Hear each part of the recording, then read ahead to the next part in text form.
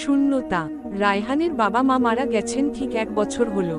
আজ ঈদের সকাল, নামাজ শেষে সবার আনন্দের মাঝে তার মনটা হাহাকার করে উঠল। নতুন জামা, ঈদের মিষ্টি, সবকিছুই অর্থহীন মনে হলো। সে সোজা চলে গেল কবরস্থানে। বাবা মায়ের কবরের সামনে দাঁড়িয়ে হাউমাউ করে কেঁদে উঠল। আম্মা, আব্বা, তোমরা কোথায়? দেখো, আজ ঈদ। তার কণ্ঠ কাঁপছিল, চোখ থেকে গড়িয়ে পড়ছিল অশ্রু। সবার বাবা মা যখন তাদের আদর করছে, সে শুধু শূন্যতা অনুভব করছে। কবরের মাটি ছুঁয়ে সে ফিসফিস করে বলল, দোয়া করো আব্বা আম্মা, আমি খুব একা। আম্মা, আব্বা, তোমরা কোথায়? আজ ঈদের দিন, আমি তোমাদের কাছে এসেছি। তার কণ্ঠ কেঁপে ওঠে, চোখ বেয়ে অশ্রুধারা গড়িয়ে পড়ে। ছোটবেলার ঈদের স্মৃতিগুলো চোখের সামনে ভেসে ওঠে।